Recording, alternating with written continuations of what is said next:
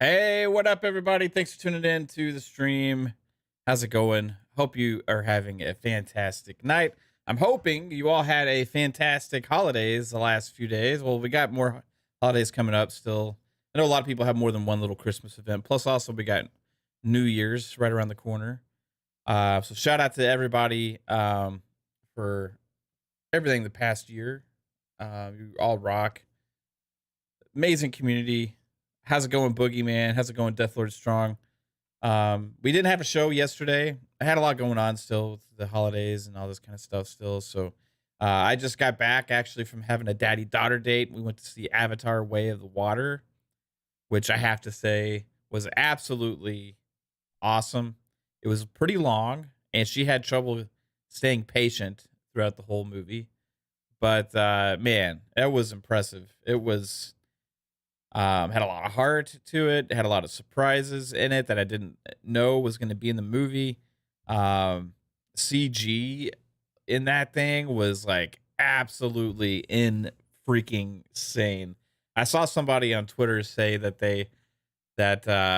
James Cameron has a right to talk whatever kind of shit he wants to now, and I kind of agree with that. I mean, if you back up your words, he's backed it up. You know, like it was absolutely incredible. Can't wait to see. I think there's 2 more, right? So I can't wait to see those and see how this all unfolds. Again, though, shout out to all the channel members and everybody watching. The reason I wanted to do this stream is I wanted to do it earlier, but we ended up seeing a late movie. But besides that, there's been a lot of talk still ongoing with the FTC, ABK, Microsoft thing. Lena Khan had come out and made a tweet regarding her opinions about big tech mergers and the FTC's role in trying to fight these things. She has an op-ed on the Wall Street Journal, and she goes on to talk about a lot of stuff, calling this deal, referring to this deal as an illegal deal and all that kind of stuff. And it sparked a lot of I wouldn't say controversy, but it sparked a lot of conversation. And I put a tweet out there and a comment, and there was a lot of response to that from some PlayStation fan boys, I'll say, that just whatever reason don't see how this can be beneficial to the deal can be beneficial to them whatsoever. And instead of responding to all these people, because it's just too much typing, decided why not just do a live stream, and then I can explain it all here. And you know what? If they're ever brave enough to come and actually watch this and see my thoughts on this thing, or if they care enough to, then it'll be here. But besides that, I don't expect any of these people to, obviously, but it's still worthy of a conversation when I see this many people out there with these takes, and I thought it was interesting. So, first off, I want to start with the tweet actually that I put out there, and we'll go from there. I usually don't do this too much, calling people out, and I'm not trying to make these people look bad, but there's obvious bias here, and that's all. It's clearly evident when you see this stuff. So first off, people called me out for being biased. Obviously, I love Xbox. I prefer playing on Xbox. I have a PlayStation. I've had numerous Switches. I haven't kept them, right, because I just don't play on them anymore. However, I do appreciate all the brands in gaming, all of the platforms in gaming. I appreciate the fact that people have options, and I think it's good for the industry. And I want to add before I go into this, okay, personally, I don't really care, for me, because of just affecting me, if the ABK deal doesn't go through, right? My life will be the same either way. I will still have access to games that I want to buy. I can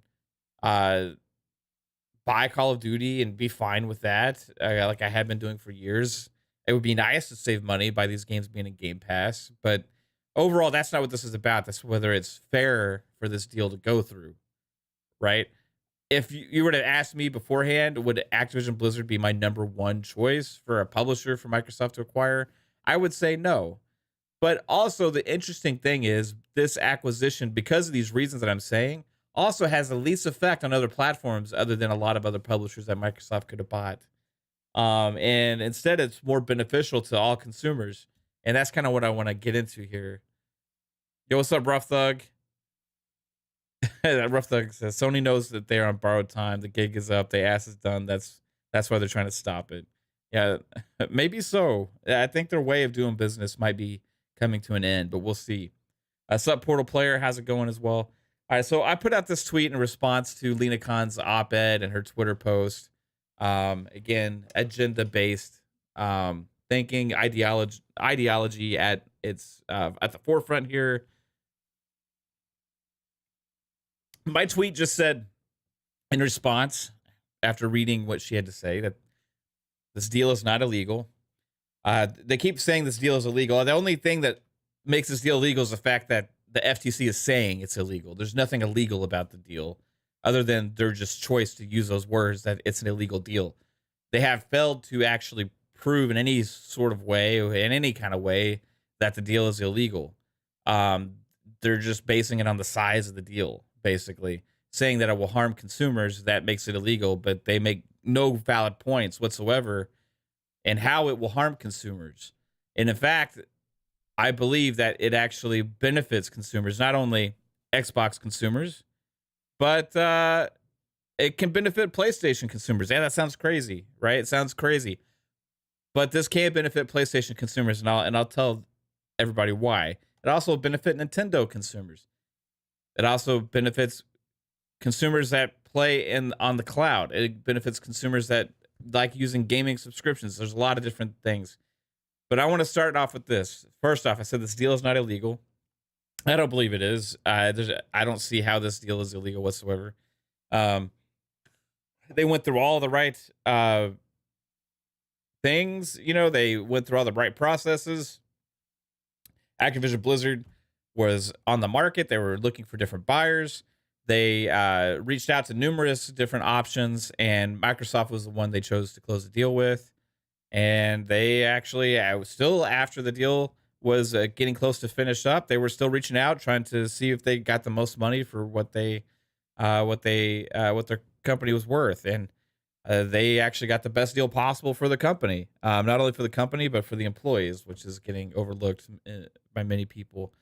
So I said this deal is not illegal. This deal increases competition in the gaming space.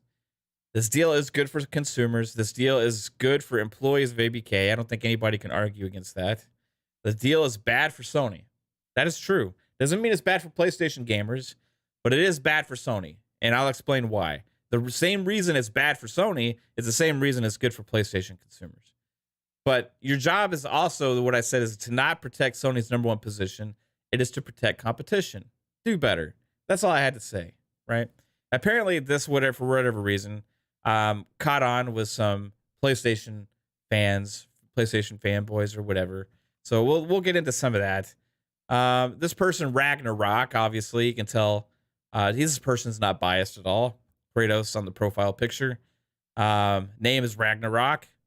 Said, tell me how this benefits PlayStation consumers. Well, I'm going to tell you in the stream, but I didn't feel like writing all of this down in a post, so I just told them I'm going to stream later if you want to check it out. Also, another person says, Xbox has enough studios to compete, but it is sad, but it is so bad at managing them that they can't release any first-party games. How is this deal even good for consumers? I'm going to explain again how it's good for consumers. Again, this person, obviously, in the PSN ID, on their gamer tag, or I mean on their Twitter profile, lots of PlayStation stuff. Obviously, no bias here as well, right? It's insane. All right, so this person says, like Disney, right? Is Disney a monopoly? Was the Disney Fox deal illegal? I don't understand what they mean by that. However, oh, look, KhAos again. Look at that. Surprise. It's not very surprising whatsoever. All right, this person says, this deal protects Sony customers. I don't know what they mean by that. The deal, maybe they mean the FTC is protecting Sony customers. The deal has no effect on Microsoft customer. If it fails, they're still able to play Activision games. That's true. That's like I said, but that's not what this is all about. And let's check out this guy's profile. Oh, look, God of War, Bloodborne, Last of Us, PlayStation stuff. Again, obviously no bias here whatsoever. Again. All right, so let's continue with this. Mark Jones says it doesn't increase competition. I'm gonna explain how it does in a minute. It decreases overall quality of output. Microsoft, Xbox cannot produce the quality Sony does. Well, that's very, I guess, objectionable, right? The fact that they say they cannot produce the quality that Sony does. Maybe you can say they haven't lately. In 2021, Xbox was the publisher of the year. And you could say in 2021, PlayStation couldn't produce the quality that Xbox had. But it goes on to the future. We'll see what all happens. The industry needs less games and higher quality. That could be a fair point. I think the gaming industry does need higher quality. I don't think they need less games, though. Yo, Bean, you say you got a PS5 for Christmas and you're loving it? Awesome, dude. Congratulations. All right, so we go on. This person says, host of Xbox Ultimate. Makes sense. Yeah, it makes sense that I would say that, calling out my bias here. Let's see. Oh, what is this? First post, pinned tweet, PS5. Okay. Right on, bro. Call me out. Don't look any better. I'm a consumer and it's not good for me. Well, let's see what you play on, Ronan. 714. Oh, look at that. The only combo you need, PS5, PC, and Switch. It covers 100% of your gaming. All right. PSVR stuff. Okay. Biased? Maybe so. Shall we continue? Xbox has enough studios to compete. Oh, wait, I already read that, guys. Okay. Mr. Ryder says, if this deal is bad for Sony, then it's bad for competition. You have just hurt your own argument. Nope, that's not true. That's not what that means at all. Sony is not competition. Sony is a competitor, but competition is in the grander scale. Sony has a huge dominant position in the console hardware space. And look, let's see what this guy's looks like. Let's see. This guy has not a lot of PlayStation stuff. Let's see if he's got something here. PlayStation. Oh, yeah, there we go. There it is, right there. I mean, you can't make this stuff up. And explain to me why it's good for consumers when it's literally being taken away from certain sect of consumers. Again, obviously we'll get into that. I'm gonna explain. Let's see, what does this guy have? I got to be careful because I don't know what all is on here. Let's see. This guy has a lot of political stuff. Let's see. Is there any play? I gotta hand it to him. It's mostly political stuff, not PlayStation stuff so far. Soccer. Oh, there you go. Spider-Man. Okay. It only took a couple seconds. We found it. Spider-Man. All right.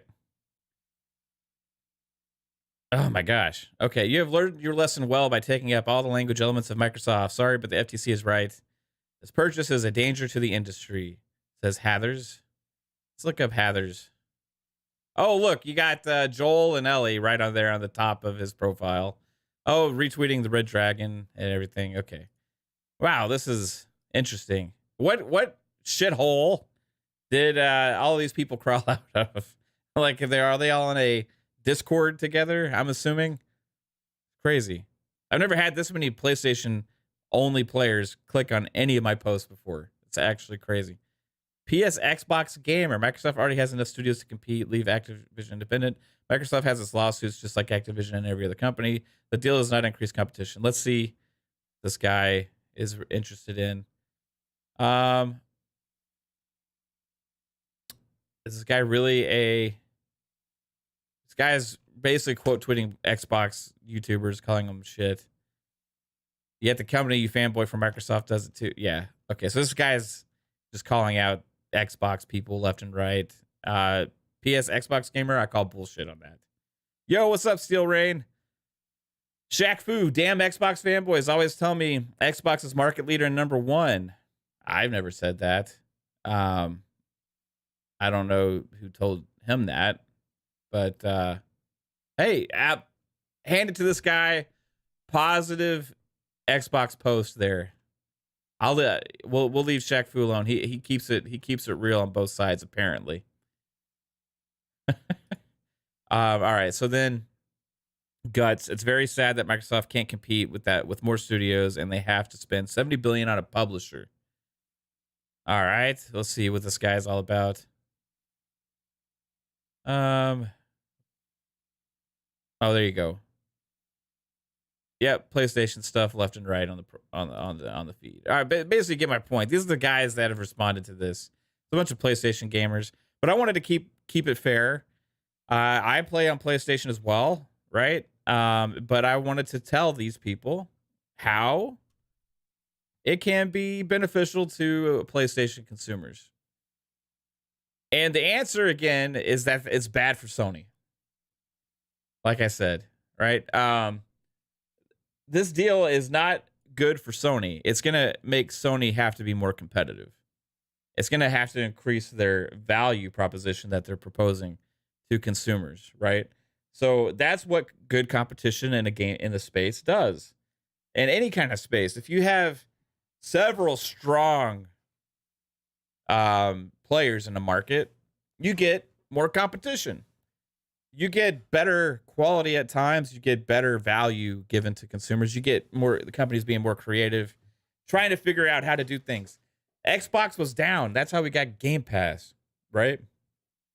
Because they had to fight. They had to figure things out. They had to increase value. PlayStation right now was one of the first to charge more for games. They went up on their consoles when nobody else did.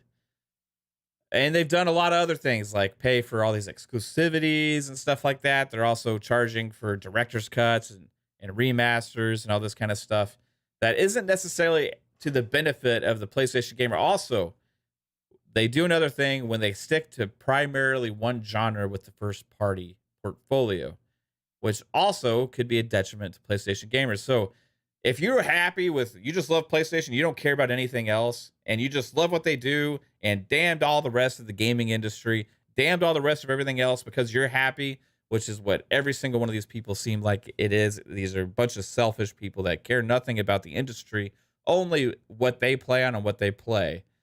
And I feel like they're just worried that it's going to change PlayStation. It might.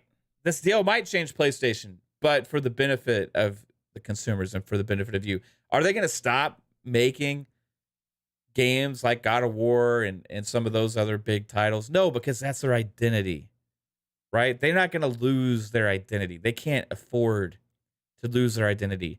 But can PlayStation do better? Can PlayStation do better? Yes, they can. So then what you got to ask is, what do you gain out of this deal and what do you lose, right? Microsoft's already told them that they're willing to put Call of Duty in PlayStation Plus. Sony and the FTC are both being like, nah, we don't even want to hear that, right? Would that not be a benefit? Getting Call of Duty in PlayStation Plus? That sounds like a benefit to me. I don't know. Like, why not? Like, don't you want your subscription offering to be better than it is with pretty much no day one content in it whatsoever? The subscription offering on PlayStation sucks. The fact that they use PlayStation Plus Essentials numbers to try and bolster their subscription offering is bullshit. Because PS Plus Essentials is the same thing as PS Plus was, which is the same thing as Xbox Live Gold, which was a 1-for-1. Game Pass and PS Plus Extra are the two competitors in the gaming subscription space on console. You could also add in Nintendo Online or whatever because they have a couple things, but it's really not even anywhere near close to being a good one-to-one for either of those services. In fact, Game Pass is so far beyond PlayStation Plus Extra, even that I wouldn't even compare it make it a good comparison for what Game Pass has to offer. The fact Jim Ryan came out recently said that PS Plus Extra or PS Plus, they don't see like Game Pass as competition when they actually were arguing that against the case to the FTC and all these regulators out there. It just is a double standard again. Hypocrisy at its finest as well. PlayStation is scared of Game Pass. That's 100% what this is all about. What's up, Parent Pluck? How's it going, Parent? What's up, Calarie? How's it going? Delusions of grandeur. What's up? What's up? This is why I don't buy my subscriptions per year, because I like being able to cancel if they have crap for me that month. I'll go on to say that the only reason that PS Plus Essentials has so many subscribers, which they have way less than Xbox Live Gold, but the only reason they have so many subscribers is because they keep cloud saves behind that paywall. They keep cloud saves and they have multiplayer, but honestly, I think most of it has to do with the cloud saves. I think most PlayStation consumers don't want to lose their cloud saves, so they keep signing up and paying for PS Plus Essentials. Which is why PlayStation won't remove that and make that free, because if they make that free, they'll probably have a mass exodus from PS Plus Essentials, because they probably don't really sell a lot of that, because a lot of their first party games are not multiplayer, right? Like they don't have multiplayer first party games, and they're eventually, when my Xbox makes multiplayer free, which they should across the board, I think eventually will happen. They got to have a leg to stand on, and they don't want to go into the whole subscription market. So how can this be good for PlayStation consumers? Force PlayStation to get competitive in the subscription gaming market. 100%. Look at what you could gain and look at what you could lose. What are you going to lose?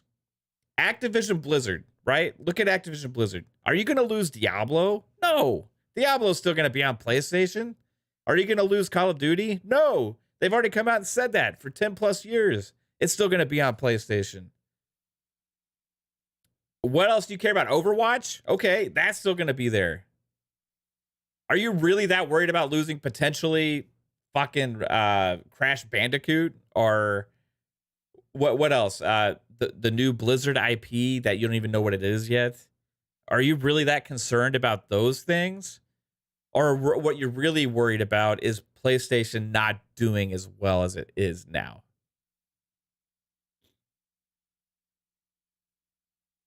No, Portal player, PlayStation doesn't require for free multiplayer games. So like Warzone and all that kind of stuff. You're right. They don't. But they do require it for paid for multiplayer games.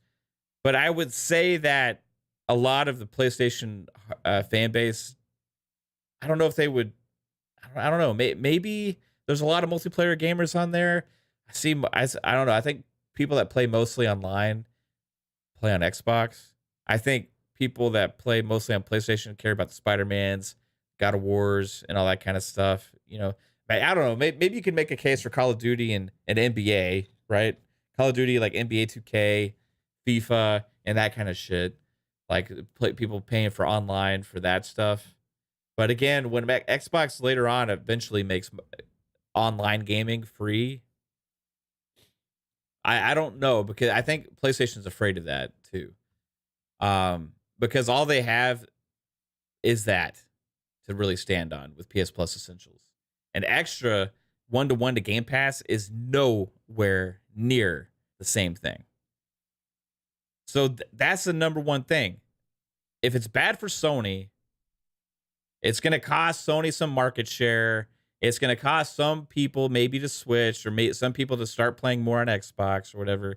That's going to force Sony to be more competitive, give better value to the consumers, and increase maybe the value in their subscription service. To have an answer better for Game Pass, which is the number one thing that they're afraid of. That's a simple solution. It's a simple answer. That's why you're not losing the games that you actually care about for Activision Blizzard on PlayStation, period. Not only that, I'll go further. Nintendo gamers are gaining some of these games that they've never got before. Do we not care about them?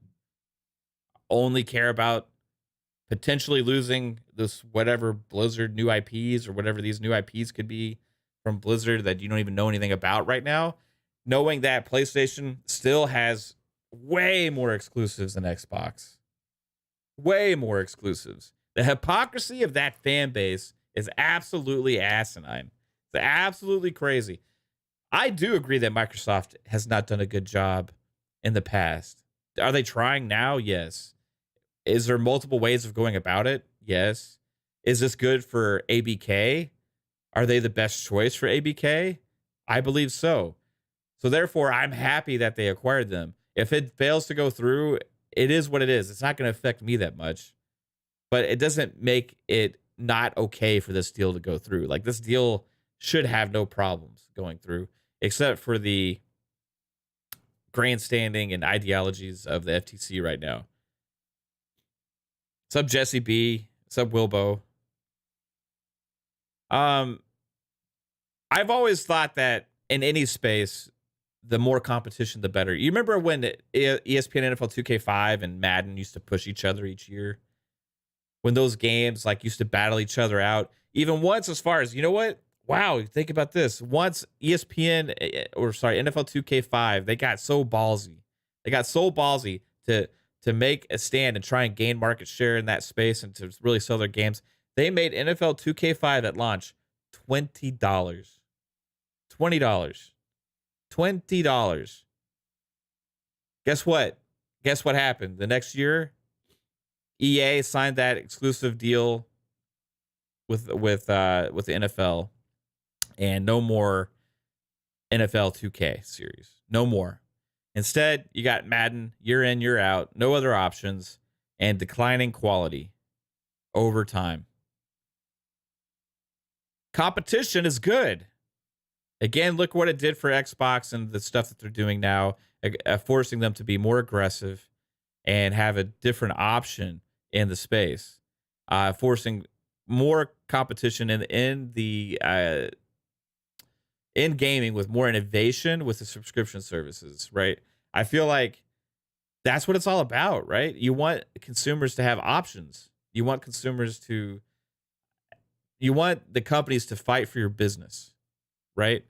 I feel like PlayStation has the easy way out right now, and they have for a long time, because they've had, in this space, they've had so much of a dominant position that they're easily able to do these deals with companies like Square Enix, and in the past, Capcom, and stuff like that, making games like Final Fantasy pretty much exclusive to PlayStation, making pretty much all of Square Enix games, for the most part, exclusive to either PlayStation or Nintendo, just abandoning Xbox at that point. Why? Because of contracts that was proven, actually, because of documents from Microsoft in these filings. PlayStation has clauses in their contracts not allowing games to go on the Xbox platform. Tell me how that's good for competition. Tell me how that's good for consumers. Nobody can. They say it was fair game. I agree. Microsoft could have been more aggressive, could have ponied up, could have paid out the ass to try and get some of these deals. I've been critical of them before for that as well. But it's not the long-term solution. It's not the long-term right way of doing things in a competitive space. Sony's been the big bully for a while now. And while they have great quality and they have great things, they have great games, they have, I think, a good console as well. They do abuse the fan base quite a bit. And I think this deal would help that. It would help dramatically, actually. Take a little, make Sony take a little hit, you know? Sony take a little hit, like, still be number one, obviously. But be like, wow, okay, we got to step up our game. You're right, Jesse B. Jesse B says if Xbox did that, they would say Xbox needs to make their own games. You know what? They did say that when Xbox back in the day, still when they did the third-party deals. You remember Tomb Raider? Do you remember the outcry, not only from PlayStation fans, but from gaming media, when Xbox did a Final Fantasy type deal with Tomb Raider? Do y'all remember that? I remember that very well. Now, I can give a lot of criticism to Square because Square just takes the easy money all the time and just like is afraid of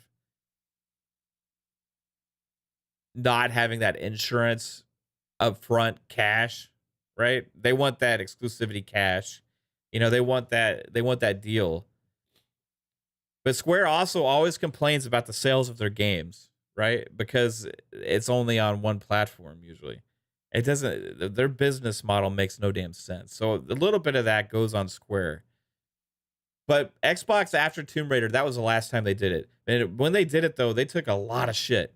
Even like Ryan McCaffrey from like IGN, from Podcast Unlocked, made an infamous tweet from him basically saying he doesn't like it because it's not good for gamers. It doesn't add anything to gaming. I kind of agree that it's not good for the industry. I agree that it's like doesn't add anything, right? But what I would say is that if PlayStation's doing it, Xbox has got to do it back until they get their first party portfolio clicking, right? Because PlayStation's out there been aggressively taking games off of the Xbox platform for years.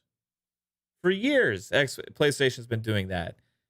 Final Fantasy games, look, even Deathloop and Ghostwire Tokyo were one-year exclusives. And they were trying to do the same with Starfield. The fact that those games are all exclusive or were all exclusive to PlayStation for either like Final Fantasy Remake, potentially for forever, or deals like Deathloop and Ghostwire Tokyo for a year, doesn't do anything to add to gamers whatsoever. It just takes something away. It's the opposite of what this deal that Microsoft is doing. Are there going to be some games potentially in the Xbox ecosystem that is not on a PlayStation console? Probably so. Is that horrible? No, it's not. Guess what? Because on Xbox, you don't have to even buy a fucking console to play the games if you don't want to. And if you do, you have a cheap option. And also, the option is cheaper than your own device as well with the PS5. There's lots of options to access the ecosystem. You can play these games also. You can bet they'll be on PC day one, PC Game Pass also. All these gamers that claim to have bomb-ass PCs. Again, the only thing you need is a PC, a Switch, and a PlayStation, as that one guy said. Yeah. He can play those fucking games on his PC. What do you mean it's not doing anything for you? The person who said All you need is a PlayStation, a PC, and a Switch. You can play those games day one on PC Game Pass. All of those exclusives that are going to come out for Xbox down the line should make you happy. Is it because you can't maybe play one of these random games on your favorite box that Xbox gamers have to deal with all the time? Sorry, bro, but sometimes you gotta live the same life as everybody else, right? AJH says Microsoft should be going back to their roots in the 360 era, invest in the IPs from third parties that eventually could in turn lead to them being first party. Yeah, that's been PlayStation's game for a long time. It has come back to bite Microsoft and bite Xbox in the ass, though, when they don't have control of the studios that make those games. They end up not being able to come out with sequels or trying to find other developers to make these games. They don't live up to the potential as the originals. You look at Crackdown as an example, right? They are still doing some of that, though. You got Contraband coming out from Avalanche.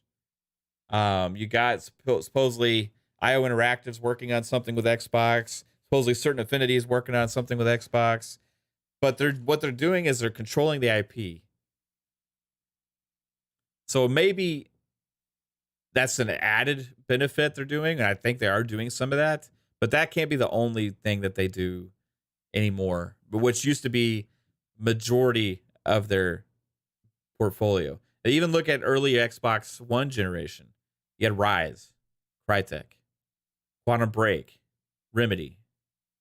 You had Titanfall was an exclusive. Respawn, right?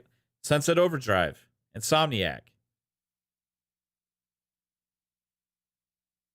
We ain't seeing any sequels or anything to any of those games on Xbox right now, right? They don't own those properties. They don't own those IPs now. They can't do anything with them. So it's come back to bite them in the ass.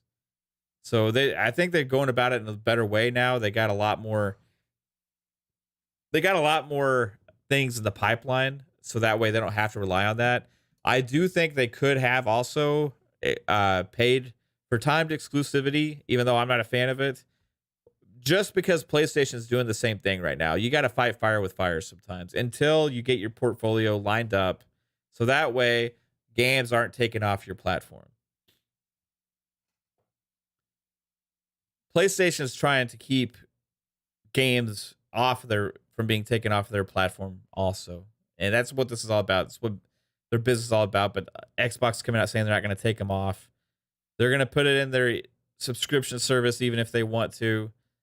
I don't think PlayStation, I think this is a fight against innovation in the gaming space. This is a fight from PlayStation's perspective of not wanting the innovation of the technology and the different subscription models to determine their future. Sad to say it already is, regardless if this deal goes through or not, because they're losing market share. They also have made all these changes and acquired all these different studios to help their infrastructure get up to speed. They already know what they're doing, but they know they're so far behind. They don't want to battle one-to-one with Game Pass. They want to eventually get there, but it's going to take a long time. If those games sold well, sequels would have happened. No Xbox One games really sold well. Nobody wanted Xbox Ones back then because Microsoft screwed up so bad. And that's just the reality of the situation. Everybody was down on, not everybody, but the majority of gamers were down on everything Xbox out there. Nothing had a fair chance. Nothing had a fair chance really at becoming huge. And that was just because of what was going on with the platform at the time. I mean, there was really just a lot of losses. L after L after L. But you can come back, and they got all these acquisitions, they got all these studios, they're making all these games. And and a lot of them are going to be exclusive to the ecosystem. But again, you can play it on PC, Xbox, mobile, all these different ways.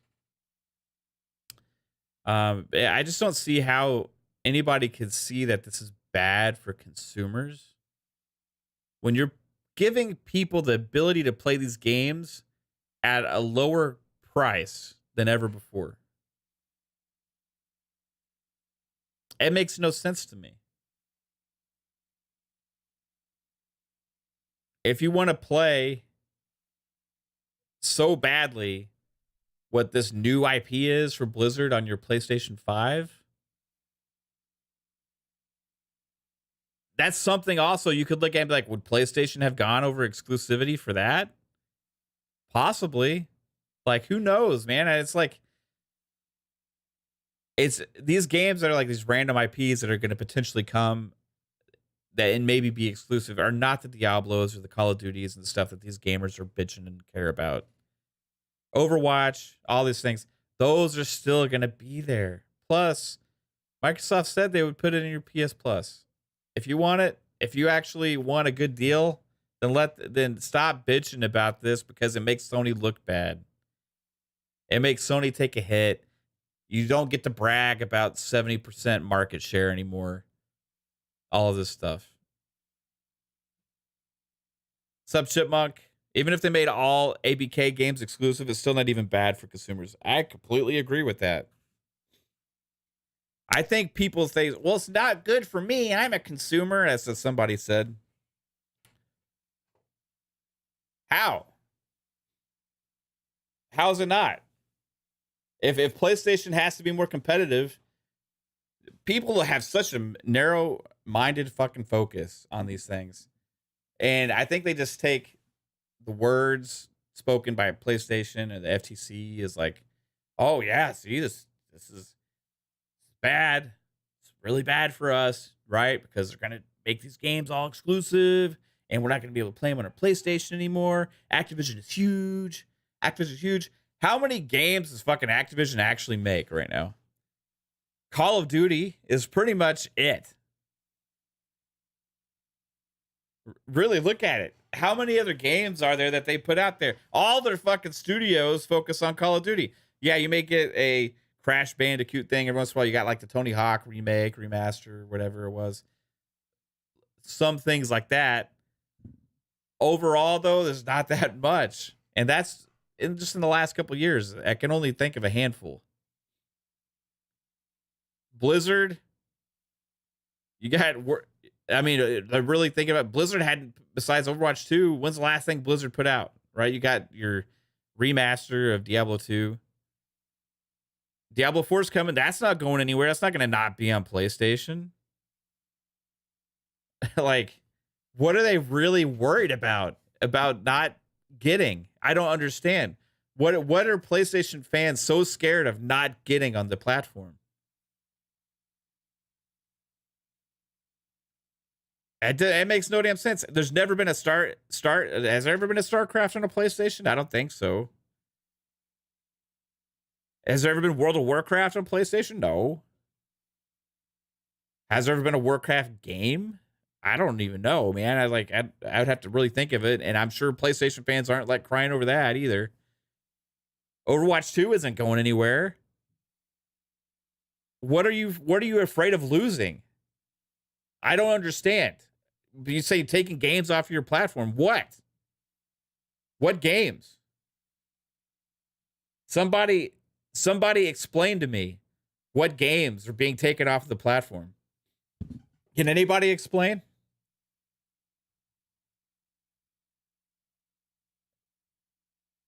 COD isn't going anywhere. I don't get it. COD Mobile.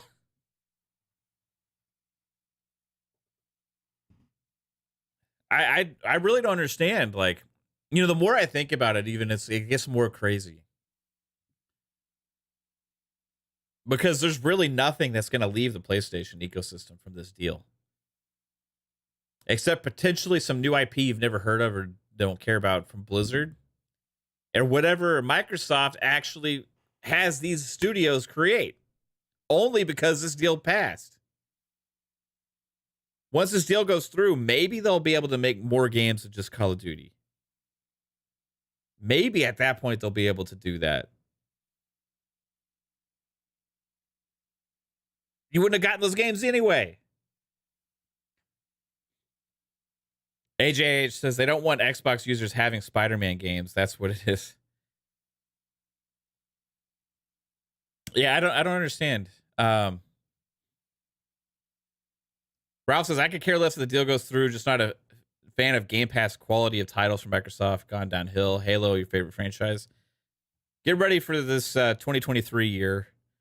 Redfall, Starfield, Forza Motorsport, plus Aura. You have Age of Empires 2, Age of Empires 4. You also have Minecraft Legends and so potentially a couple more games is what the rumors are. Maybe even the Coalition game or something like that, or the there was another maybe the Tango GameWorks game. Also, there's a Tango GameWorks game happening. There could be like 8 or 9 first-party games from PlayStation from Xbox first party next year. 2022 sucked. Xbox really doesn't have a good excuse for it other than they didn't do the stuff properly years ago to be in position for this year. Yeah, COVID hurt. Games take a long time to develop. Studios had to finish old games. All those things. Yes, we know about that. Yeah, 2022 sucked for first party. It did. Hands down. You still had an okay year with a couple of titles. Pentiment, As Dusk Falls was published by Microsoft. You had Grounded hit version 1.0. You had stuff like that. Forza Horizon got their expansion. They also had continuing service games like Sea of Thieves, get more content, lots of stuff. Halo Infinite, finally, hopefully, at the end of this year, got the content on track. But we'll see. Like next year should be from a couple guys that worked for Xbox in the development side have told me that 2023 is the start of the new era for Xbox. What's up, Ham? How's it going, dude? You just got done with Variety streaming Prototype and Eternal Darkness. Yeah, dude. I hope you're doing well. That's awesome. Vampire Zombie, what's up? I miss the days of Microsoft hyped and released games. Seems like a distant memory now. Yeah. I've been critical of them over this. Of like hyping the games up enough, right? Marketing and stuff like that. I've been critical. That has nothing to do like with necessarily this discussion though, like with the FTC and allowing the ABK deal to go through and stuff like that. How is it good for consumers? How is it bad? I see no bad here whatsoever. Mike Latour says, facts, Mav. Every Sony fan should want this deal to happen. For starters, it's not going to affect them, and it will force Sony to do better for them. 100%. That's what it is. Increases competition in the gaming space is what this does. Increase of competition in the gaming space is good for consumers of Xbox. It's good for consumers of PlayStation. It's good for consumers of Switch. It's good for consumers on PC. It's good for consumers in the cloud space. And guess what? It's even good for consumers on mobile because Microsoft will acquire King and there'll be a new big player in the mobile market. Across the board, there is no detriment to consumers unless you have one random person out there that's like, I was really looking forward to that new Blizzard Survival IP, and I want to play it on my PlayStation, and I don't care about any other ways of accessing that game whatsoever. If that doesn't come to PlayStation, then it's bad. Except for that guy. It's bad for that guy. Only wants to play on a PlayStation, doesn't ever want to look at any other options, even options that have such low access out there, that doesn't want PlayStation to put games in their subscription services day one, that doesn't want PlayStation to offer more in their subscription services, doesn't want PS Plus extra to actually compete with Game Pass, doesn't want PlayStation to do anything other than keep putting out the same deals that they have, the same types of games that they have, and still sign and make contracts with third-party publishers to make their games exclusive for PlayStation. Those are the people that don't want this deal to go through because they're happy in the world that they live in and they don't want to see it changed whatsoever because of competition. They like the bully tactics. They like the dominant market share that PlayStation has because they feel like it gives them more exclusives on their box that they have to pay $70 for.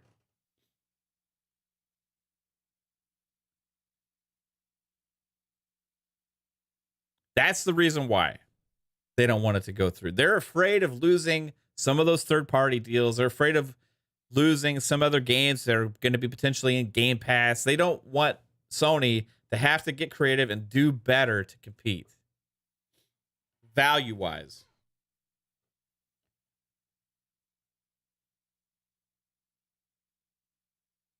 That's what it is, I think, because there's really nothing leaving the platform. Again, I challenge somebody to tell me a game, a big-time game, that's no longer going to be on PlayStation, that these PlayStation gamers that are crying to the FTC actually care about. We went through the big ones. They're all staying. I mean, they're all going to stay multiplat. I can't really think of anything else that would rise a big concern. Chipmunk says, why are Sony fans okay with telling Xbox fans to just buy a PS5 to play stuff like Spider-Man? Then when Xbox gets an exclusive, they can't just buy an Xbox. That goes all the way back to, again, the Tomb Raider discussion we had before when Xbox was paying for exclusivity on games like Tomb Raider. People were crying about it back then. Big games media was crying about it. Journalists were crying about it. PlayStation fans were crying about it. And Microsoft's not doing it anymore, right? But yet Sony still continues to do the same thing. Jesse says, and we will also get games that would have never seen the light, even if they have to buy an Xbox to play it or sub to Game Pass. That's true as well. How is it beneficial? Well, you're gonna maybe get different games from ABK. Then also, it's good for the damn employees. And what's better for the employees of ABK is probably also better for the gamers. All of the fallout this past couple years from Activision Blizzard, all of the controversy, all of this stuff, you don't really have that at these Microsoft studios. Yes, it take a long damn time to get their games out, and sometimes they're indecisive on what they want to make, and we can get into some of this, right? But the studios that were acquired that already had their identity have maintained that identity. The studios that were acquired these last several years have been the ones actually pumping this stuff out. Look at Arcane. You're about to get Redfall. Obsidian's already had Grounded and Pentiment. And who knows how close Avowed is or whatever, but we know they're working on more. Double Fine finished Psychonauts 2. The Microsoft acquisition made that game better. Activision Blizzard will remain a strength with the power that they have to develop games. But the workplace culture, the way that these employees have been treated and stuff will change, and for the better. And for me, that's good for gamers too. Because you want to feel proud in the stuff that you're purchasing a little bit. I mean, like, how many people out there were trying to boycott Activision Blizzard games after all that stuff happened 2 years ago? There was a lot of outcries. Boycott Blizzard. Boycott Activision. Nobody buy Diablo 2 Resurrected. I remember seeing all those stuff. People actually like criticized me for buying Diablo 2, said I didn't care about people. I'm like, I'm just trying to buy a video game. You know what I mean? Like, that's all I want to do. I was trying to buy a video game. All these people that are crying out there, all this stuff. This benefits those employees. The FTC's job's not to protect Sony. It's just to protect competition. Sony is a competitor. They're not competition. That's two different things. If you have somebody that's got this much market share and you knock them down a peg, you raise this one up a little bit, that increases competition. Point blank. And competition is good for the industry. So I don't understand how people can say a deal's illegal or anything like that. It's just weird. All those PlayStation guys, I showed you the profiles, showed you that all the bias is in there.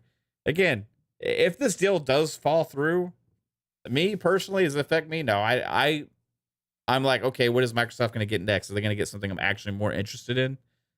Because I want these other games in Game Pass more than I want these other ones.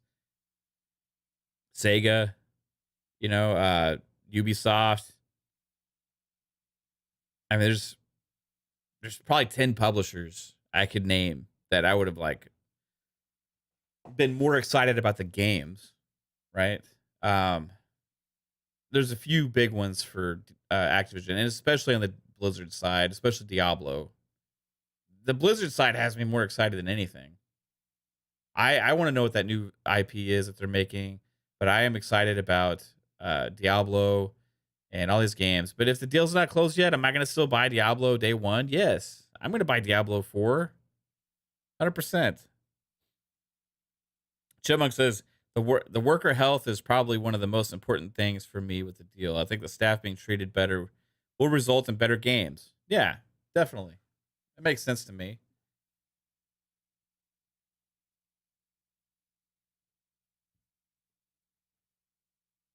Talos says they should make an Action Jackson game. Boogie says ABK owns collectively something like 50 plus IPs, most dormant because of the studios being merged to work on COD. Yeah. They pretty much, most of the studios have become support studios for Call of Duty now. I want that to change. That would be a big benefit. Yeah,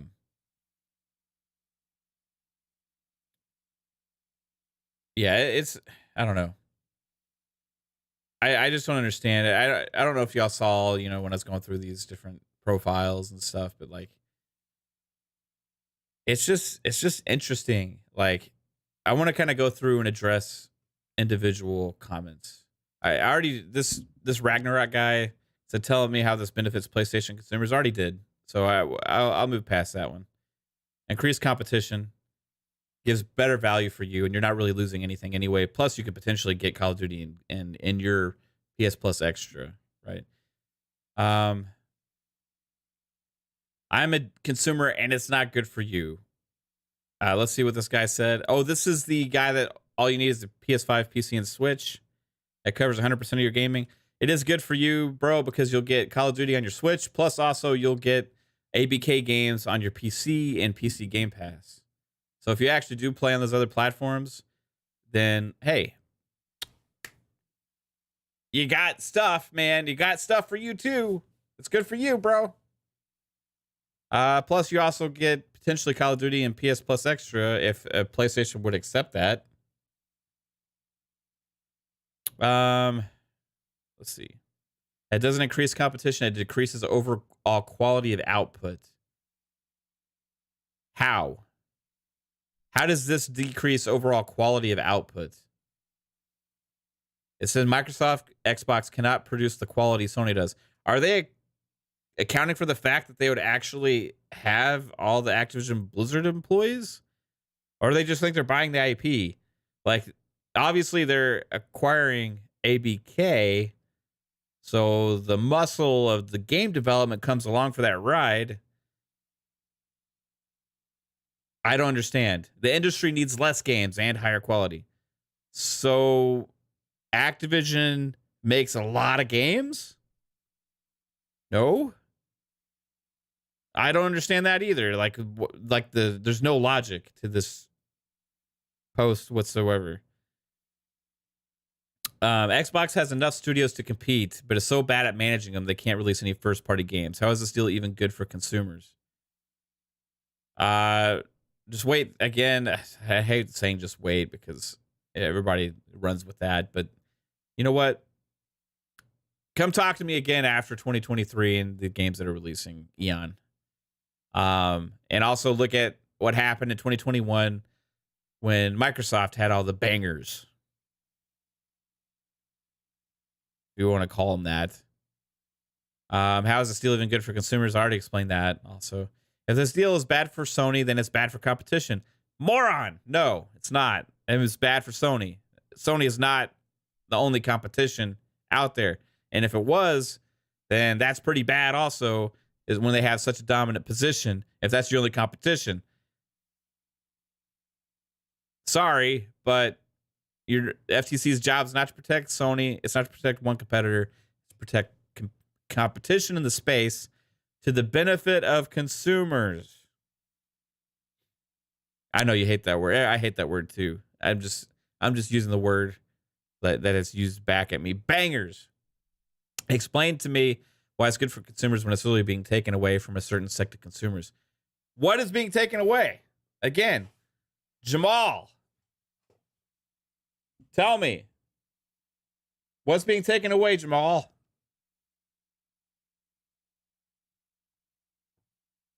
What are you losing? What are you losing? Are you losing COD? Oh, you may lose COD if PlayStation doesn't start playing nice, because if this deal goes all the way to the Supreme Court and they lose and there's no concessions made at that point, and Sony doesn't agree to whatever, Microsoft can do whatever the fuck they want. So if I were you, Jamal, I'd be talking to Sony saying, hey, you know what? You might want to start making a deal with Xbox because they're offering us all this stuff and we're saying no.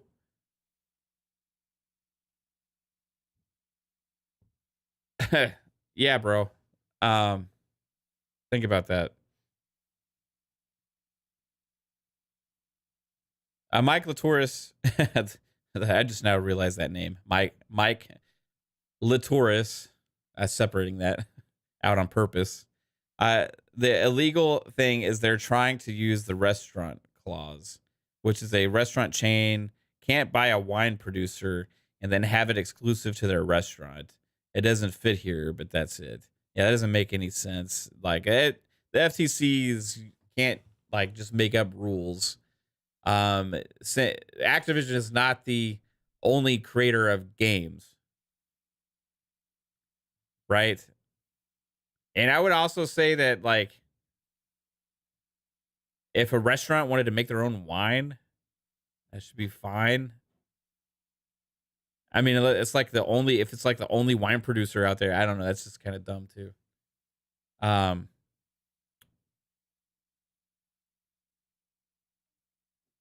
on real quick, guys. I'll be right back.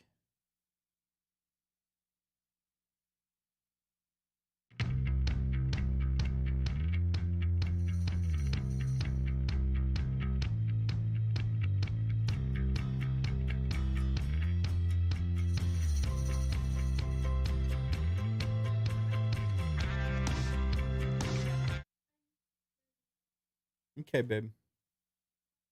Love you. Want to know if she could get a game. All right, so it just doesn't make any damn sense. You know, like, these people just talking out their ass. Literally, like, what's leaving the what would be leaving the platform?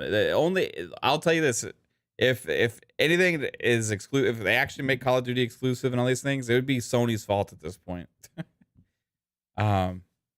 They lose COD marketing rights. That's what they lose, Jasper. You're right. That's, wow.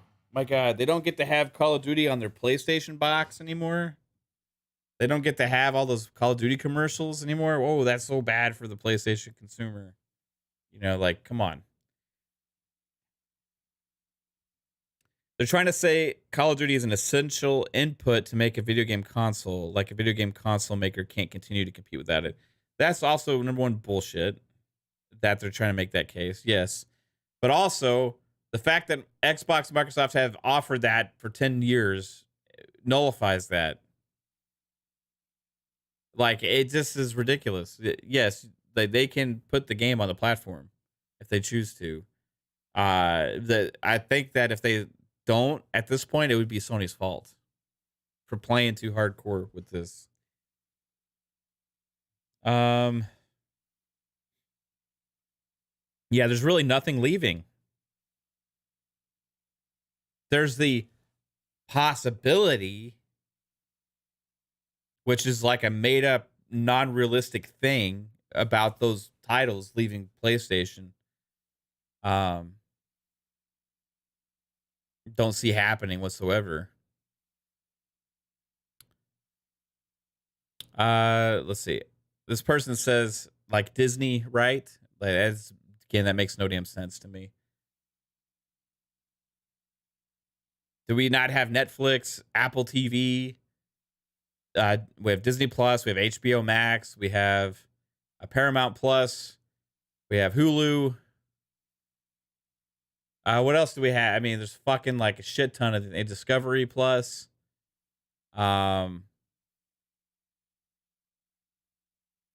There's like fucking 20 apps out there. I mean, that are big enough to have their own subscribers. I don't understand. Peacock. That I don't understand that. What does this have to do with Disney? Disney bought Fox. Do they own entertainment? No, there's lots of different options. They have a big market share, yeah.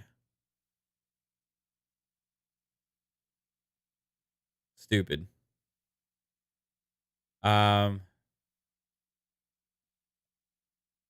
This person says it's a danger to the industry. YouTube Live, yeah, YouTube TV, Hulu Live, yeah. There's like a shit ton of things out there. Yeah, this person saying it's a danger to the industry. You could make an excuse for anything being a danger to the industry. You could say Sony's a danger to the industry. You could say Nintendo's a danger to the industry. You can make like 10 different things and say it's a danger to the industry. ABK being acquired by Microsoft is not a danger to the industry. That's like a made up fear mongering bullshit thing. Like, how is Activision Blizzard being owned by Microsoft a danger to the industry? Is the industry going to collapse because Microsoft acquired ABK? You even have former PlayStation executive Jack Tritton come out and say that it's actually probably good for the market because it would open up space for more publishers and stuff to fill that gap. It doesn't make sense. You have Amazon becoming a bigger player in gaming right now. Guess who's publishing the new Tomb Raider game? Amazon. You have bigger players getting involved here, everybody. Microsoft owning ABK is not a danger to the industry. All right, then we got Microsoft already has enough studios to compete. You could make that argument. They could compete. They have enough studios to get a decent pipeline. But the thing is that they want more because they're trying to fill up a subscription service, and that's what they're going for. So they want to drive a subscription service with gaming, and they need more studios and more portfolios to do that because it's more beneficial for them to own those studios and the IP that they're putting in Game Pass as opposed to have to keep paying out the ass to third party to get those deals, which they will still keep doing to an extent. But when they have that first party pipeline, that you don't have to pay as much for third party. You can get better deals. Plus, the more subscribers Game Pass has, maybe those deals are a little bit better you get to make with third party publishers because more people will play those games, which we all know are all full of microtransactions and everything out there. What's up, Hamad? What the fuck? When are you going to stop spitting facts? Slow down. Appreciate that. Leave Activision independent. Yeah, they could. If Activision was independent, I'd be fine with that. I don't really care. Other than the employees side, I really want what's best for them and what's best for that company. Besides the fact, that's why I think Microsoft's the best fit for that. But Microsoft has its lawsuits just like Activision and every other company. Not like Activision. Microsoft doesn't have their lawsuits out there like Activision. And like Microsoft has been voted on numerous times as like one of the top workplaces in the world. Also, they are actually allowing for unions, which is a big deal in tech. So, also Boogie says, to be fair, Disney bought Fox IPs. However, they revived a lot of them. People don't realize that due to all the Star Wars and Marvel noise, and they revived fucking Willow. Yeah, regardless of what we think about some of the Disney shows they've done, overall, like, I don't think them buying Fox was a bad thing whatsoever. Let's see. Damn, Xbox fanboys always tell me Xbox is market leader number one. I never said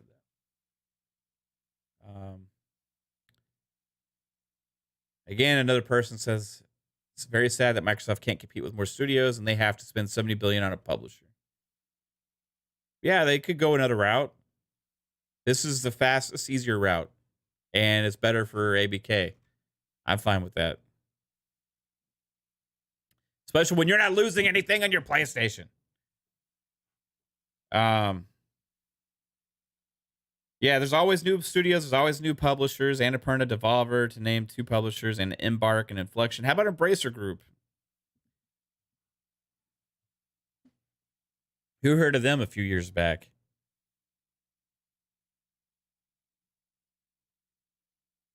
Google still says snide things from time to time, but Apple is playing nice. They know from history what happens when you enrage a sleeping lion. I think Apple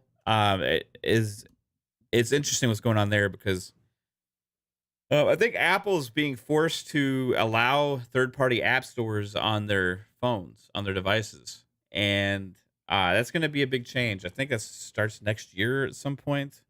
Also, another thing with Apple is I think because of the EU, they're having to switch to USB-C instead of using lightning cables everywhere. So no more proprietary cables. Thank the fucking gods about that. To be fair, Disney, yeah, I read that one. Just like Sony buying things to shore their lineup and output of games through ports. Yeah. Shout out to Jasper hanging out. Appreciate you, Jasper.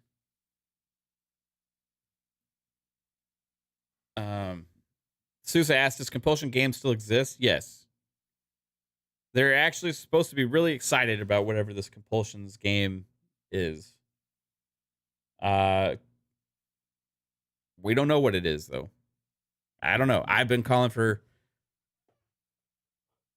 Microsoft to be a little bit more transparent on their portfolio of games coming up, make more announcements and stuff. 2022 is really quiet, but you know, it'll happen all in due time.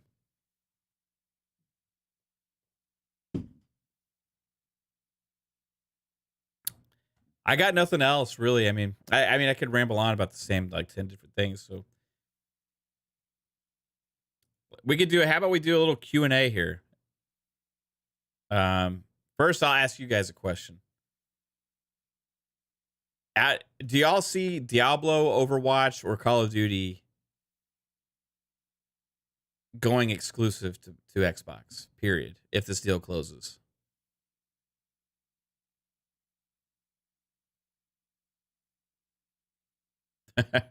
QQ says, when did video game companies get salary caps? That's a good one.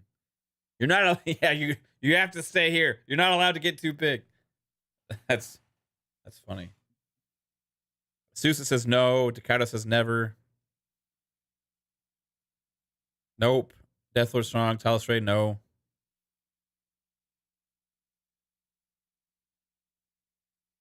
Maybe like Diablo 5 or 6. When the hell will that be, Jasper? Will there even be a PlayStation anymore at that time? Will we be all in the cloud, like gaming, like with our eyeballs and little like glasses that we put over our eyes that have holograms that pop on the wall. Like, who the fuck knows what we'll be playing on by the time we get to Diablo 5 or 6.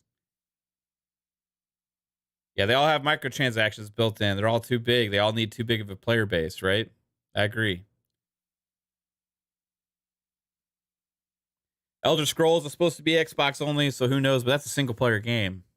Also, maybe they make a concession on that to get this deal done. But also, I would add that they said that before this deal was made. Diablo maybe, but the Overwatch and COD never. The only one I could see potentially as a slight possibility would be a Diablo. I agree with you, Reese. Just because it's not it's a huge game, but it's not as necessary for to be as as many platforms as it is to succeed. It was in the past, it's only been on PC even. You know what I mean? But I do think it will stay because that Diablo 3 was sold on fucking everything. Like it was sold on a Switch, it was sold on PlayStation, it was sold on PC, Xbox. I mean, multiple Xboxes, multiple PlayStations at this point. You know what I mean? Like, I think that game sold for so well for so long. Diablo 4 is probably going to do the same. And we already know it's multiplat. So I'm just looking into the future and thinking about how entrenched Diablo 4 will be across all the platforms. And me thinking about Diablo 5 or 6, if and when that ever happens. Which we don't even know if it's a guarantee that will happen. At that point, I would make a bet probably it would still stay multiplat. What I want is like some of those mobile games to get on console also. Why not? I want all the games they release to be on all the platforms. Unless, so like, and what I mean by this, I don't think you need to make a mobile version of every game. But the cloud is the answer for that. You can play these big AAA first party games in the cloud, right? On a handheld device with a Kishi or whatever. I could see them adding touch controls to Diablo 4 and stuff potentially even, or just playing on the Kishi. But all these games, I want playable on everything. So like the King games even, I want them to put on the consoles, right? The PC games, I want them on console.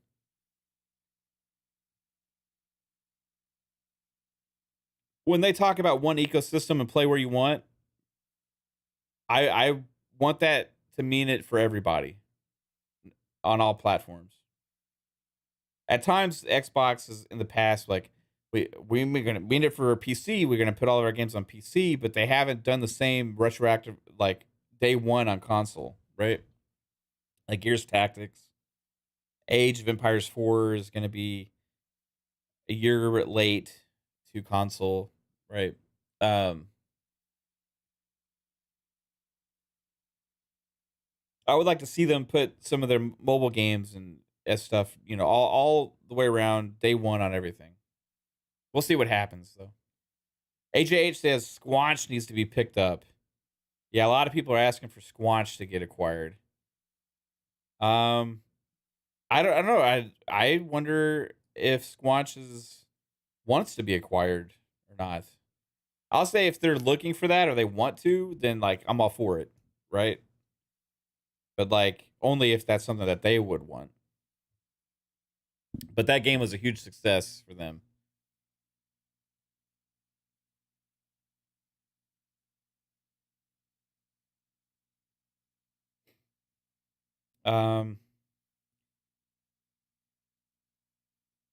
Yeah, speaking of Rare, when are we getting GoldenEye? That GoldenEye thing, I'm not excited for it really, to be honest with you. It's a retro experience. Like it's pretty much just a port of the 64 game. I look at Rare Replay, and that's the experience I expect from GoldenEye.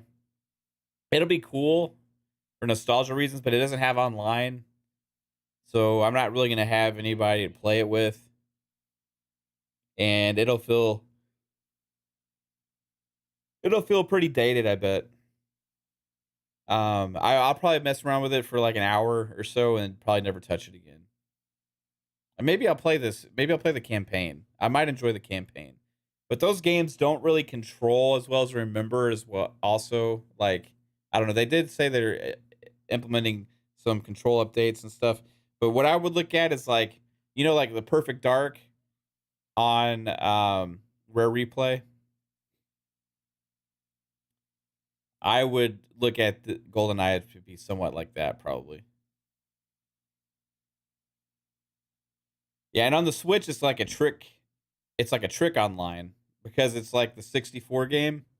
It's just making it like connecting two consoles together. It's like tricking it like that. Boogie says, I would like for WB as whole IP and all to be picked up and studio wildcard for ARC. Yeah, I for a while I'd made a bunch of thoughts about different studios I'd like to see acquired and stuff like that. And I got another question for the chat. If the ABK deal fell through, or if let's say they decided they just didn't want to do it anymore, what is the number one publisher you want to see Microsoft go after? We know they need more studios.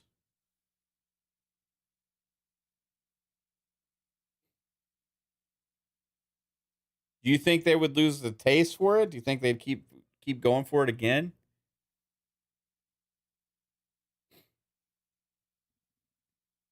Skaterlight says WB. I got a couple of Capcoms in there. AJH says WB or Capcom. The Susie says Take Two. Ooh, that'd be a big one.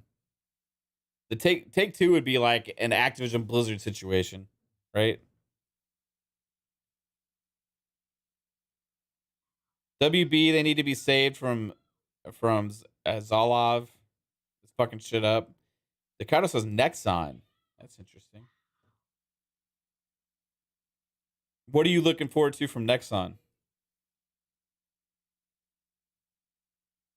My number one. It used to be Sega and all this. My honestly, my number one is WB Discovery. But I don't want just the WB Studios. I want the whole shebang. I want them to get WB Discovery. Like I would much have rather had them do that deal than get ABK. Now ABK does a lot more for them with the mobile space, with the battle.net as well on PC. You get Call of Duty, you get all these different things at ABK. I understand business wise why they would go ABK. But there's talks about their Microsoft's next target might be Netflix, right? I'm just thinking, man, fuck that shit. Like, just screw this ABK thing. Just get WB Discovery. Like WB Discovery, you get everything. You get lots of amazing IP, some of the most valuable, beloved IP in the world with DC.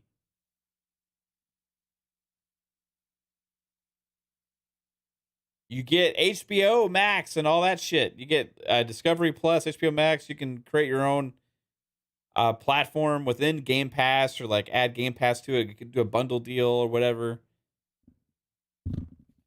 You can start to you have access to all these studios and stuff in the entertainment space now. You can have them do your shows for your gaming IPs as well. You can make games based on the IPs from all these other studios. I mean, there's just so much crossover potential from that. I mean, you got people that would be really experienced and be able to bring new life to some of these games in the TV space, right? But I mean, the DC would be a huge deal. Plus, NetherRealm is a part of it. You get that fighting game studio as well. You get Mortal Kombat. You get potentially resurrect Killer Instinct there. I mean, you get you get like Monolith, WB Montreal, Rocksteady. There's so many like great things about WB Discovery. That would be amazing to see. That would be the most interesting thing out there. Supposedly, there's a deal already in the works. WB Discovery is going to be part of Universal down the line. We'll see if that's going to actually happen or not. But man, that would be incredible. Yeah, the Lego team. Forgot. Is it Traveler's Tales?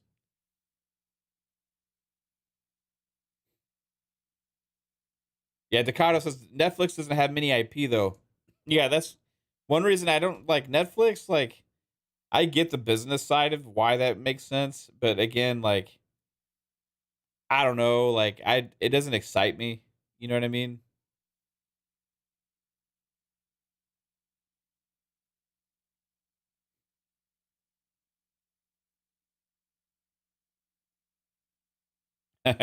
Rocksteady, great. Another studio that takes a decade to make a game. Yeah, I think a lot of the troubles with this last game from Rocksteady is a lot of the turmoil that's happened within WB. Supposedly that they started and stopped making different games between WB Montreal and Rocksteady. Like they almost like traded IP back and forth or something. It was really interesting. You could like look at the history of that. It's great, pretty crazy. Um, but yeah, Rocksteady is hands down an amazing talent. Yeah, Zaslav needs to be gone from WB. He's the new head. He's the one fucking shit up over there. Yeah, who knows exactly what they're doing? They're making a lot of weird moves. Henry Cavill is back, but then he's not. James Gunn's in, but then now they don't have faith in James Gunn. Like who the fuck knows what's happening? Here's the thing. I've always wanted like DC to have this big extended universe thing. The shit's so fucked up right now between all the different studios and all the different projects they had going on. They have like different Batmans. They have all these different things. They have different takes on all these different characters, different Jokers.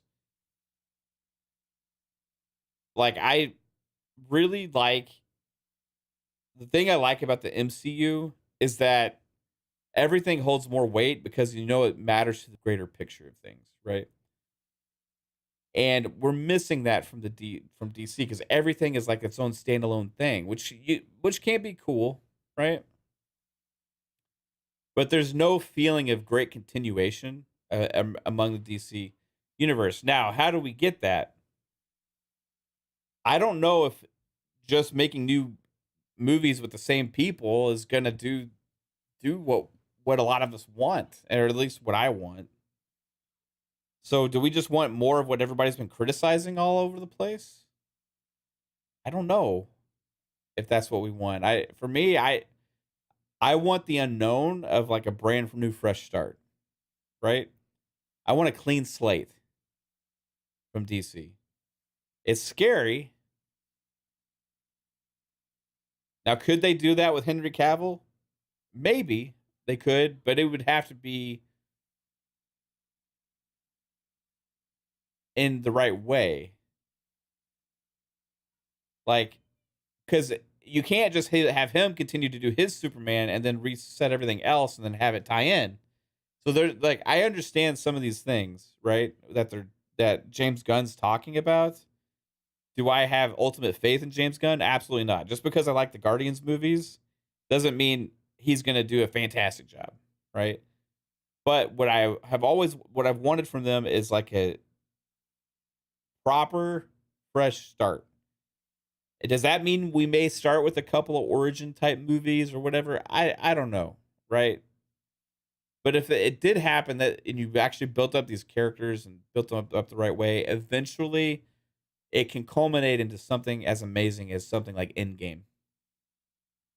But you got to build towards it, and you can't just like make random shit left and right, and like have all this turmoil all the time and expect it to pay off like that. You got to have a long term game there, and where everything can have its own story, you still build upon itself, and that's something that DC's really failed to do.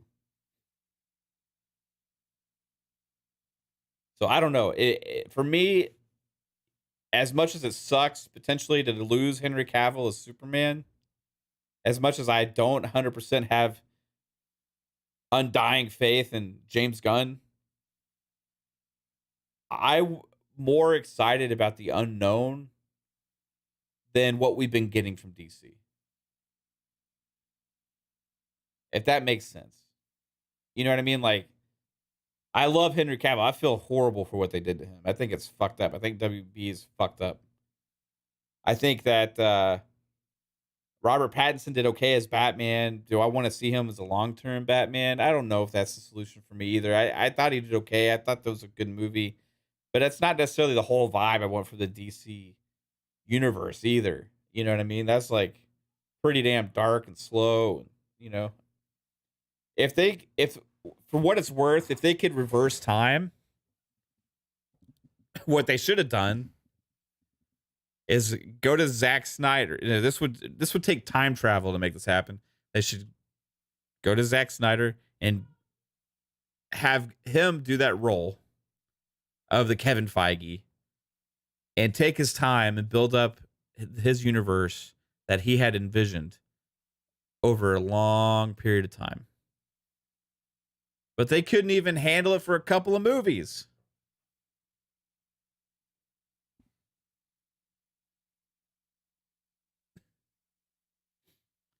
Oh, fuck that, Jasper. Jasper says we need Elon to buy WB and start the DC Universe movies. Fuck. No, please. Please, Jasper, no.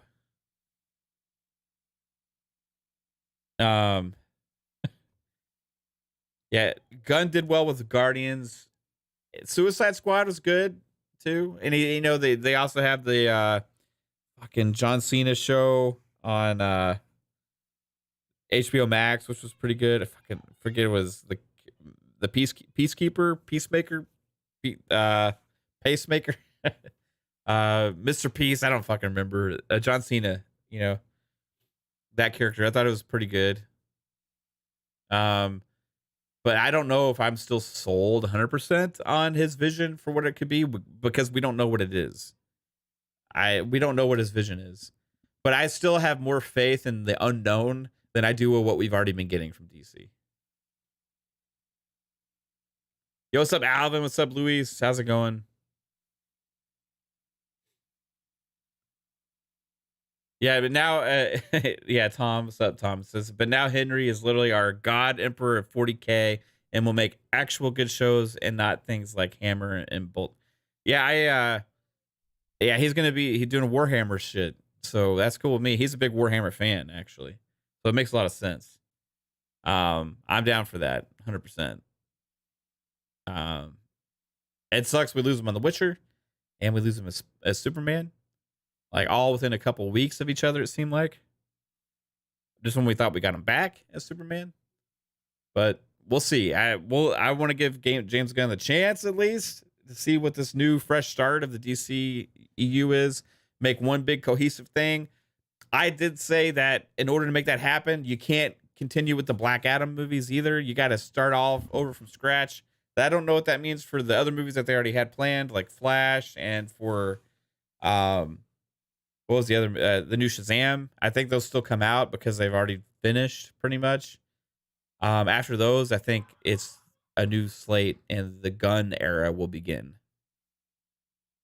Maybe Aquaman 2. I don't know if that's done. Also, I'm not sure.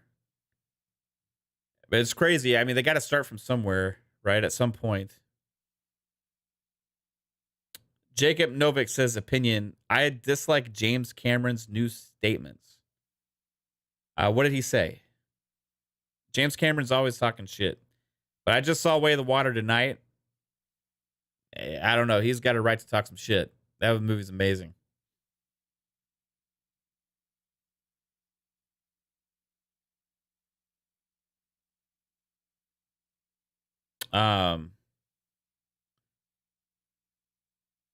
Louis says, I tried to avoid the discussion for the past few days. Yeah, we were talking about the FTC for a while. All these guys commenting on my post, and I was kind of explaining why everything was better for consumers if this deal goes through. But we kind of killed that to death for like an hour. So now we're just talking about whatever.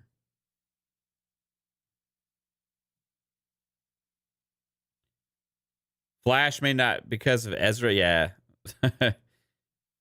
You know what sucks so much is my favorite part of the Snyder Cut was the Flash, because for me, like Joss Whedon's version of Justice League made the Flash just seem like a bitch.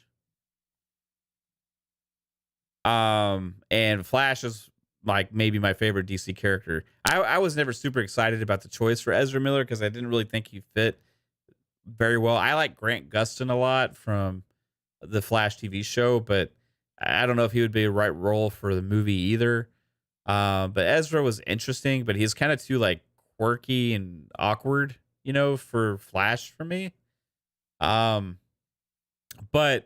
my favorite part of the Snyder Cut was the epic moment at the end where they really made Flash pay off, where they really made Flash feel like how powerful he is, right? Where they really brought his powers to light. And it was an amazing scene. And I was like, oh, yeah, this is what we should have got all along. Yeah, I wanted that, you know? And when I got excited after that, when I found out that this new Flash movie, you know, they're going to do Flashpoint stuff, and you're talking about like different Batmans and all these different things. I was like, hell yeah.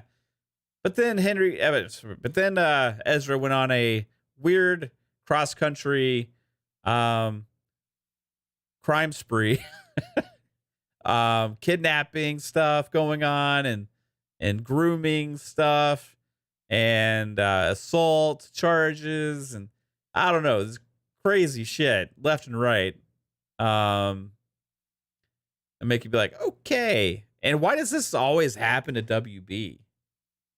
Right? Like my God, it's like WB like has the worst luck.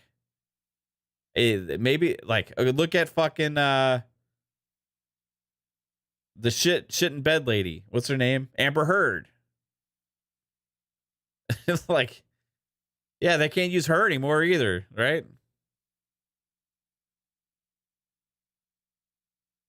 It's just like so much weird stuff that happens with WB actors and characters and turmoil, you know, like director fallouts. You know, you have the cast not liking the directors at times. I mean, I was just stuff left and right all the time with DC and WB. It's crazy.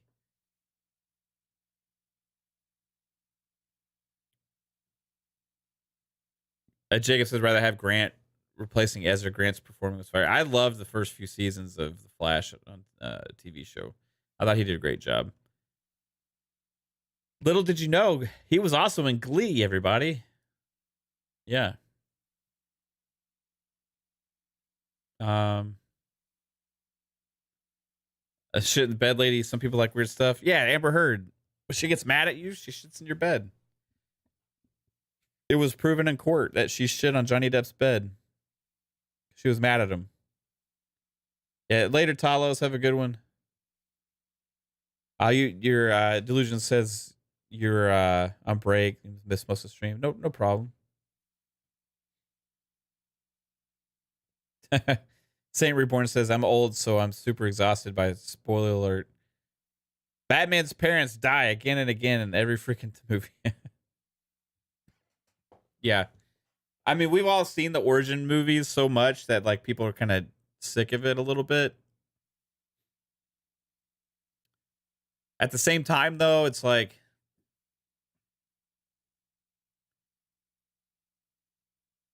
I want them to build on something special, and if that required a new Superman, a new Batman, a new Wonder Woman, a new whatever origin movie, one of each, like I'm okay with that if it's for the greater good. But the movies need to be good within themselves. But what I want to see from DC is I want them to extend beyond just those main characters. That's something that Marvel's done a fantastic job of, right? And Microsoft versus FTC is pretty much Herd versus Depp. um, I want them to focus on the other characters. Like, fuck, man, like the Green Arrow.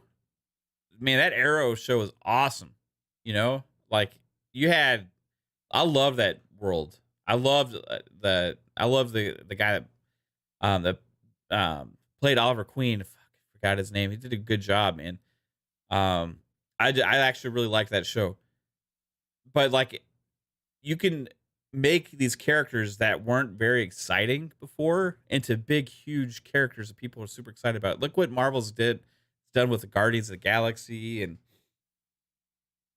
you got like Hawkeye and Black Widow and Ant-Man and Shang-Chi.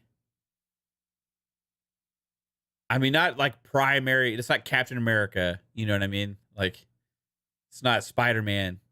Like these are like to a lot of people secondary characters that become like really beloved superhero characters, right? Like DC focuses on Batman, Superman, Wonder Woman, Flash. I was surprised we actually got Aquaman, and then they finally extended out to Shazam, got Black Adam, but like they need to take it further with all this stuff, man. Like that's what I'm hoping. That's one thing I think James Gunn will bring. I think James Gunn will bring that. Just as I'm over young Superman and Batman, I want them in their element, but maybe just starting out.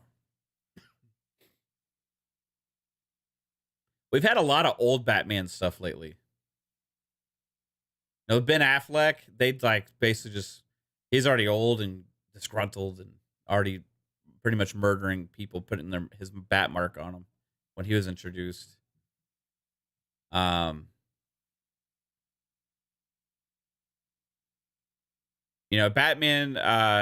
the last one, the Batman, like a year two Batman, that's pretty cool as a young one, right? You could build from that for sure. And they set it up to build from it. But who knows what's going to happen with that? That's my biggest question, though, from this whole James Gunn thing, is what happens to those movies? Because they set it up to where there could be potentially like a whole big 3-movie thing, you know?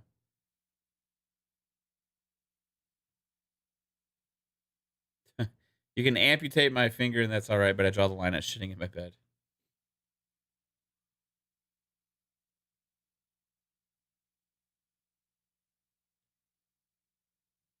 Oh yeah, Jacob. I didn't know that was James Gunn. That's cool.